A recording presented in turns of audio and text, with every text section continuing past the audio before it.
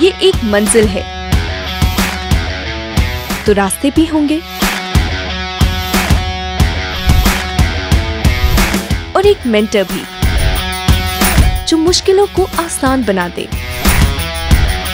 नतीजे संयोग नहीं होते, दूसरों से बेहतर स्कोर होते हैं। GS Score, an institute for civil services.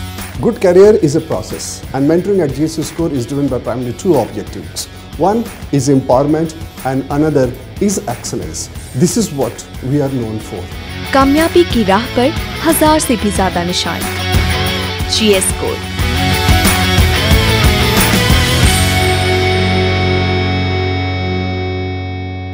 Hello, मेरा नाम विदुषी सिंह है।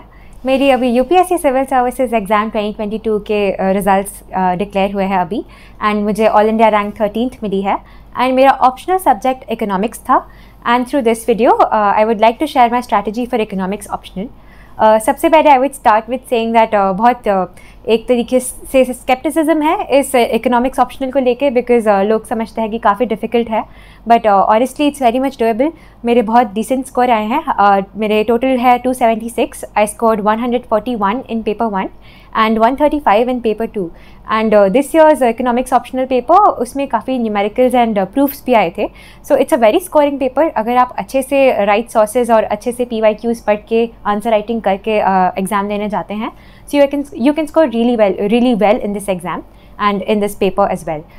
So coming on to मेरा एक broader plan, मैं अगर brief overview दूँ तो मैंने नेक्स्ट IS से एक 4 months का ऑनलाइन कोर्स किया था इकोनॉमिक्स ऑप्शनल के लिए, and this was again in the duration of June 2021 till October 2021, and doctor Vibhas Jha का कोर्स था वो, and that really help me out because मुझे एक तो अपने हैंडआउट्स और नोट्स मिल गए hand written, and at least paper 1 के लिए तो बहुत ज़्यादा ईजी हो गया था मेरा task. But again this is not to say कि कोचिंग बहुत नेसेसरी है। मैंने इसलिए किया क्योंकि मैंने जनरल स्टडीज़ खुद से किया था पूरा, सो आई थॉट इकोनॉमिक्स के लिए I can go for guidance, and again this really worked in my favour as well. But again बहुत सारे टॉपर्स ऐसे भी हैं जो हर साल स्टैंडर्ड सोर्सेज पढ़कर ये exam without any coaching specifically for economics optional निकालते हैं। अगर मैं बताऊं तो बहुत सारे टॉपर्स के ब्लॉग्स हैं जो मैंने भी फॉलो किए, starting from I think Abhimanyu Gehlot sir, he had a really good rank in 2015। उसके बाद Kumar Anurag sir, he is again an alum of my college itself. Yash Jaluka sir, and I think his notes were immensely helpful. In fact paper 2 के मेरे जितने भी notes हैं, एक तरीके से apart from the skeleton of my notes, जितना भी वैल्यू एडिशन हुआ है वो यश जालुका सर के नोट्स से ही हुआ है। And every year, I think last year as well, Ishita Rathi ma'am scored a really good rank. उन्होंने भी आई थिंक खुद से ही किया था economics optional, so it's very much doable. मैं अपने फुल डिस्क्लेमर इसलिए दे रही हूँ कि मैंने गाइडेंस ली थी, but it's completely up to you. It's again manageable by your own as well. But again to say कि सिर्फ कोचिंग ही नहीं ली थी, बहुत सारी चीज़ें खुद से भी की apart from what ever lectures. तो बेसिकली 2.5 घंटे की क्लास होती थी डेली ऑप्शनल की, and I made sure that I watched the recorded lectures, क्योंकि ऑनलाइन मोड से ही इंटरेक्शन था जितना भी था, तो मैं रिकॉर्डेड लेक्चर 2x की स्पीड पे देखती थी, तो वर्चुअली 1-1.5 घंटे की क्लास मैं लगाती थी। एंड उसके अलावा daily I use to put in 2.5 hours extra on top of the class, जो कि रिविजन में जाता था। एंड अगेन जो भी क्लास पे विभास सर ने पढ़ाया होता था, आई मेड श्योर कि मैं उसे स्टैंडर्ड सोर्स से भी पढ़ रही हूँ। अगर मैं सोर्सेज की बात करूँ पेपर 1 के लिए, तो again there are different subjects in paper 1। Micro economics के लिए I followed HL Ahuja. It's a very bulky book, but क्योंकि बहुत रेपिटेटिव है और बहुत सारी चीज़ें इसमें फैक्चुअली इनकरेक्ट भी हैं, तो आपको थोड़ा ध्यान से पढ़ना होता है। इसके लिए अगर आप चाहे तो अभिमन्यु गहलोत सर के नोट्स देख सकते हैं, उनके माइक्रो इकोनॉमिक्स के काफ़ी माइक्रो नोट्स हैं, so you can check that out. For macroeconomics, I read Freud, as well as selectively I read portions of HL Ahuja along with the coaching handouts and my own notes. And also I made sure कि जैसे ही class खत्म हो रही है, तो जो भी मैं एडिशनल चीज़ पढ़ रही हूँ जो क्लास में मिस हो गया या हैंडआउट्स में मिसिंग है, I am adding all of those things in my notes. And these were offline notes, मतलब हैंड रिटन नोट्स थे ये सारे. Again coming on to sources, public finance के लिए I did not really follow a lot of sources. I relied mostly on my DU readings. Hindriks and Myles के बहुत सारे अच्छे पेपर्स हैं. पब्लिक इकोनॉमिक्स के tragedy of commons by Elinor Ostrom, जो हम DU में स्टैंडर्ड रीडिंग्स हैं हमारी, तो ये सारी चीज़ें मैंने एक बार रिविजिट कर ली थी. बट अगैन पब्लिक फाइनेंस के बहुत सिलेक्टेड क्वेश्चन ही आते हैं. So again weigh your options and जैसा भी आपको ठीक लगे you can follow any other source as well. People suggest HL Bhatia, but again ये इसलिए भी है क्योंकि एक साल I think Wiseman Peacock hypothesis का क्वेश्चन आ गया था which was directly from HL Bhatia. तो you can go for that book, but again just weigh out your options क्योंकि बहुत ज़्यादा रिवॉर्डिंग नहीं होगी वो book according to me. Apart from that, international economics, Salvatore is the go-to book. उसमें आपको हर चीज़ मिल जाएगी. Apart from speculative attacks, जो एक टॉपिक है, उसके लिए you have to read Paul Krugman का एक appendix. I did not have the time to read that, so मैंने एक answers देख लिए थे previous questions के कि speculative attack के क्या क्या मतलब कैसा मॉडल है, क्या assumptions हैं. I made micro notes of that. उसके अलावा ग्रोथ एंड डेवलपमेंट के लिए I did not have a standard source. I mostly relied on my coaching notes and Vibhas Jha sir के हैंडआउट्स. अपार्ट फ्रॉम दैट काफ़ी ज़्यादा देवराज रे के जो भी रीडिंग्स हमने कॉलेज में पढ़े थे, लुई मॉडल या Solow model, all of those things, convergence के कॉन्सेप्ट्स, ये सारी चीज़ें मैंने एक बार अपनी रीडिंग्स भी देख ली थी. And I compiled all of these things together in my own notes.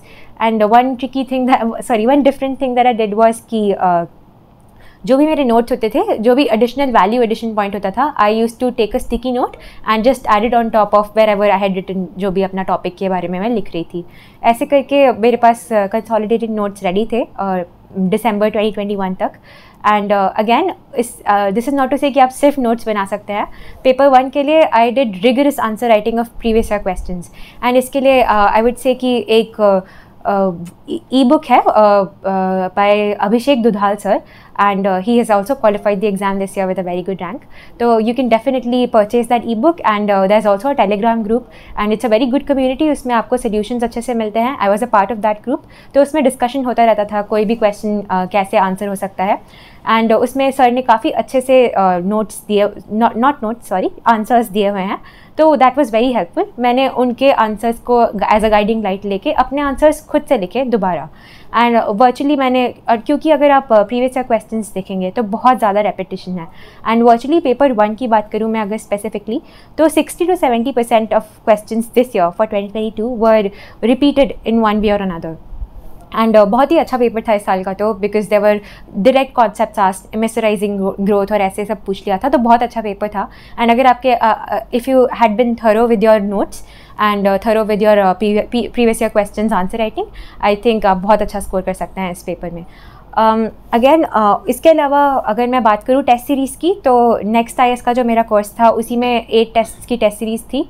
I could not write all of those 8 tests. I was really short on time, and because मैंने previous year questions इतने ज़्यादा लिखे हुए थे, so I had the faith in my preparation. तो मैंने 2 tests next IAS के लिखे थे. Those were sectional tests. full length test लिखने का बिल्कुल भी टाइम नहीं बचा था मेरे पास. And इसके अलावा I also enrolled in Bliss Point test series. Ravindra Jha sir का कोर्स नहीं, टेस्ट सीरीज था ये. Again there were 12 tests, out of which I could only write 2 because I enrolled in the month of August, and September 16 से हमारे exam start थे, तो बिल्कुल भी टाइम नहीं था. बट अगैन जो भी मॉडल आंसर्स आए उसमें ब्लिस पॉइंट के टेस्ट सीरीज़ में, दोज वर रियली हेल्पफुल.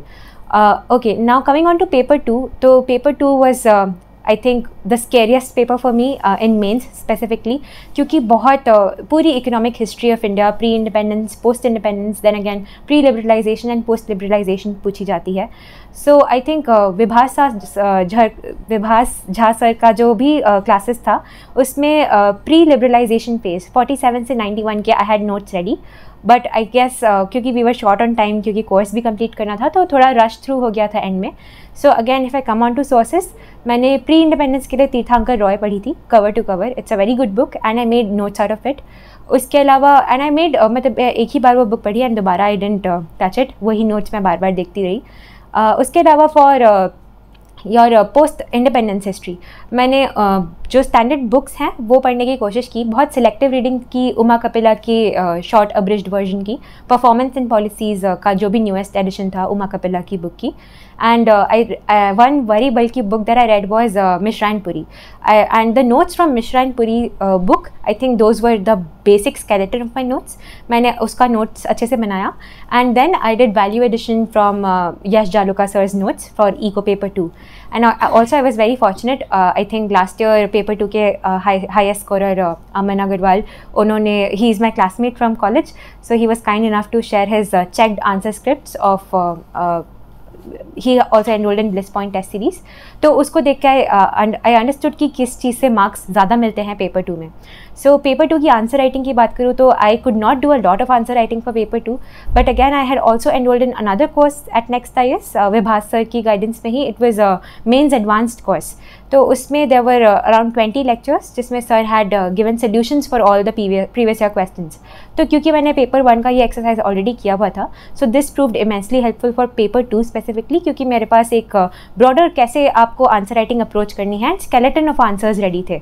और उससे क्या होता है कि आप बेसिकली जैसे ही क्वेश्चन देखते हैं एग्जाम हॉल में, because you so short on time, तो आपको बिल्कुल भी सोचने का टाइम नहीं होता कि आप कैसे स्ट्रक्चर करेंगे. This is something that is automatic, it should come automatically. तो ये एक्सरसाइज जो स्केलेटन बनाए मैंने उस आंसर्स के, उससे ये हो गया कि आंसर राइटिंग में मुझे ज़्यादा प्रॉब्लम्स नहीं फेस करनी पड़ी.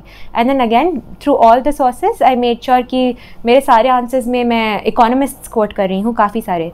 एंड अगेन आप देखेंगे अगर तो एग्रीकल्चर में to quote Ashok Gulati is very important. आप उनको कोट करेंगे तो बहुत सारी चीज़ें होती हैं. डेवलपमेंट इकोनॉमिक्स में you can quote Amartya Sen, Jean Dreze, Abhijit Banerjee, उनके papers. Talking about services sector तो आपकी रूपा चांदा प्रोफेसर चांदा के पेपर्स को आप कोट कर सकते हैं. So quoting economist is very important. I think this really did wonders for me. And इसके अलावा डेटा और टेबल्स बनाना भी बहुत इंपॉर्टेंट होता है, because I remember there was a direct question कि कैसे लास्ट 4 डेकेड्स में क्या डिस्ट्रीब्यूशन रहा है हमारी नेशनल इनकम का. So I simply drew a table and I think that it really helps the examiner as well, क्योंकि अगर आप उसको बहुत वर्बोस हो जाते हैं या बहुत ज़्यादा लिखते हैं तो आप एग्जामिनर का टास्क बढ़ा रहे हैं. सो मेक श्योर कि आप वो सारी चीज़ें जो GS में करते हैं वो उसका बहुत ही रिफाइंड वर्जन और बहुत ही डेप्थ में आप वही सेम चीज़ें पेपर 2 के लिए भी करें. And these were the broader things that I did. And all in all I think this optional is very scoring. अगर आप अच्छे से इसको प्रिपेयर करते हैं, you have your notes ready, you have internalized previous year questions really well, practice them, तो बहुत ज़्यादा हेल्पफुल होता है ये. And I hope through this video आपको थोड़ा गाइडेंस मिलेगा कि कैसे इकोनॉमिक्स ऑप्शनल को अप्रोच करना है. And I also try sharing my notes if possible through some online forum, either a blog or any other source. So I'll try to do that so that it helps a lot of people, because economics, again, as I said, it's a wonderful subject. अगर आप इसको लेते हैं तो you can definitely score really good marks. And I hope that through this video you really find some guidance for economics optional. So thank you.